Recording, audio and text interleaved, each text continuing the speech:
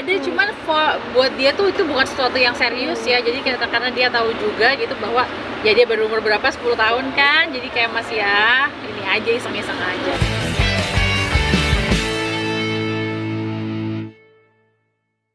Itu gimana untuk parentingnya untuk Sienna tuh kayak gimana untuk Kak Marshanda sendiri? Kalau dari aku sih lebih kayak menjadikan diri aku sebagai sahabat buat Sienna ya, supaya dia nggak ngeliat ibunya tuh kayak wah kalau aku cerita terlalu terbuka nanti ibu marah. Jadi aku pengen dia tuh open sama aku tentang apapun. Jadi aku menempatkan diri sebagai ibu yang membimbing tapi sebagai kayak temen juga gitu. Kak, mungkin gimana sih pertama kali Sienna pakai kerudung itu perasaannya gimana? Perasaannya senang. Terus udah gitu dia juga cerita kalau awalnya kan karena dia itu ngecat rambut. Terus udah gitu nggak boleh sama sekolahan pas dia kan ngecat rambut pas liburan.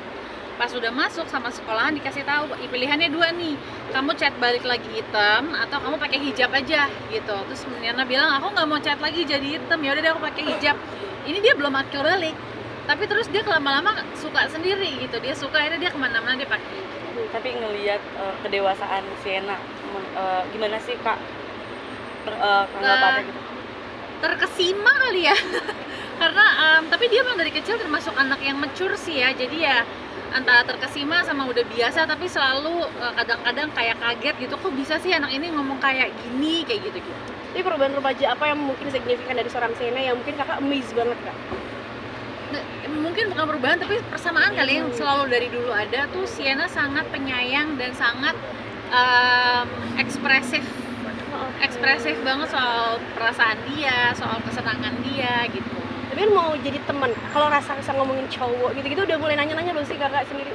Udah ada, cuman buat dia tuh itu bukan sesuatu yang serius ya. Jadi karena dia tahu juga gitu bahwa ya dia baru umur berapa, 10 tahun kan. Jadi kayak masih ya ini aja, iseng-iseng aja. Tapi seteman apa sih mungkin securhat di talknya atau gimana kalau Kak Cici sendiri? Kalau aku Nana biasa ngomong apa aja sih, dan gak cuman Sienna yang curhat ke aku, kadang-kadang aku juga yang curhat ke Sienna. Terus Sienna ngasih masukan. Terus kadang-kadang masukan dia kayak kok masuk akal banget ya, bener juga ya Nan. Ya udah deh ibu lakuin yang kamu bilang gitu. Berarti enak jadi kayak temen ya Kayak teman, seneng banget. Berarti sedekat itu ya Kak? Iya dekat. Nah kalau sekarang ini makin dekat gak sih Kak, kayak suka ngejemput Sienna di sekolah? Ya, kalau sekarang kan aku tadinya kan cuma weekend doang ketemu. Sekarang aku udah bisa weekday, Senin sampai Jumat aku kalau mau jemput Sienna sekolah, pulang dia sekolah, aku jalan-jalan sama dia itu udah bisa. Jadi ya udah seperti normal lah. Tapi katanya jadi ada nggak satu momen kayak ternyata anak gue udah remaja ya, udah Sering banget. itu gimana my Kak? God. Ada nggak? Pokoknya ini momen-momen yang dia cerita kayak ibu aku baru ngalamin ini nih, sesuatu yang sangat berkesan gitu. Terus dia cerita ke aku gitu, kayak oh my god ibu seneng banget dengernya. Terus kayak ibu kita harus nonton Taylor Swift bareng, kita nonton konsernya, kita cari tiketnya bareng, ibu aku pengen banget nonton sama ibu, kayak gitu-gitu. Terus kayak dia bilang, ibu tau nggak kalau misalnya ibu dapet tiket Taylor Swift di Singapura, katanya ayah kita pergi berdua aja nggak apa-apa, tapi nanti ayah ikutan juga, cuman ayah jalan-jalan sendiri, katanya gitu.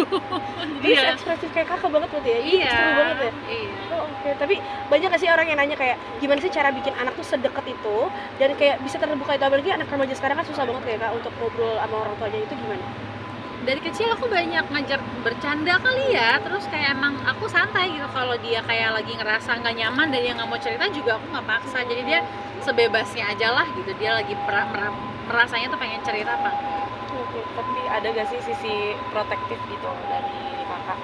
Sisi protektif lebih kayak ngasih tahu kali ya, lebih kayak ngebilangin baik-baik aja bahwa yang ini kayak ibaratnya do's and don'ts-nya dalam kehidupan ini, di umur kamu ini tuh inilah ini dan itu gitu. Tapi kan sekarang banyak banget anak remaja yang mungkin banyak yang lewat batas dan lain sebagainya. Kalau Kakak sendiri gimana sih untuk kayak mengingatkan tapi tidak kayak menyuruh dan lain sebagainya, itu gimana cara ngomongnya? Dari lewat hal-hal kita ngelihat cerita orang, misalnya kita ngelihat berita, terus kayak ngelihat nonton film, terus kayak aku biasanya menjadikan itu jadi contoh. Karena kan saat kita ngelihat cerita hidup orang lain, kita santai suasananya, nggak yang serius kayak nasihatin, ceramahin gitu kan. Jadi itu aku jadikan contoh, ini Nen kalau kita menjalaninya seperti ini tuh bisa jadi kayak gini. Nah itu aku jadikan momen untuk ngasih tahu dia. Nah mungkin sekarang Kak Marshanda juga ada Mars Tip nih, itu mungkin seperti apa sih Kak?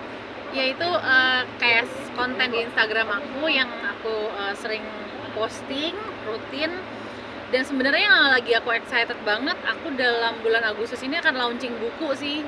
judulnya Mentally March. Jadi itu selagi jadi project yang aku fokusin banget, dan kontennya itu sebenarnya kayak pemikiran-pemikiran aku yang udah terkumpul dari 5-6 tahun lalu lah gitu, dan akhirnya terrilis jadi buku. Insya Allah nanti Agustus soft launching, September teman-teman harus datang semua ya. Kalau untuk kabarnya ada life hack ala Marshanda itu seperti apa sih Kak? Apa tuh ya life hack?